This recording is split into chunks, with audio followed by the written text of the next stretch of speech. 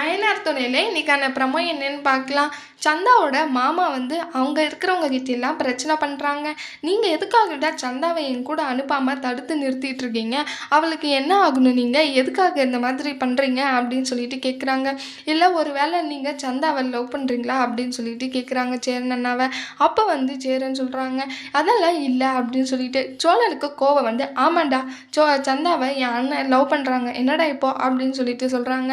அப்போ வந்து, அப்படின்னா என்ன இப்போது? நான் அதெல்லாம் கிடையாது, என் மாமா பொண்ணு எனக்கு தான், அது எப்படிடா உங்களுக்கு சொந்தமாவா அப்படின்னு சொல்லிட்டு சொல்கிறாங்க.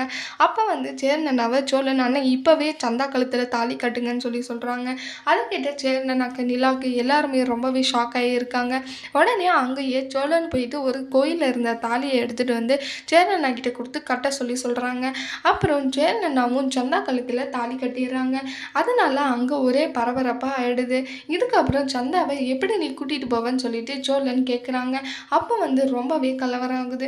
இப்போ ஒரு வழியாக குலதெய்வ கோயிலுக்கு போனதுனாலேயே சேரனுக்கும் சந்தாவுக்கும் கல்யாணம் ஆகிடுச்சு. இதுக்கப்புறம் என்னெல்லாம் நடக்க போகுது, சந்தாவோட மாமா இன்னும் என்னெல்லாம் பிரச்சனை பண்ண போகிறாங்கன்னு சொல்லிட்டு வரப்போகிற ப்ரோமோவில் பார்க்கலாம். இந்த வீடியோ பிடிச்சிருந்தா லைக் பண்ணுங்கள். பாய்.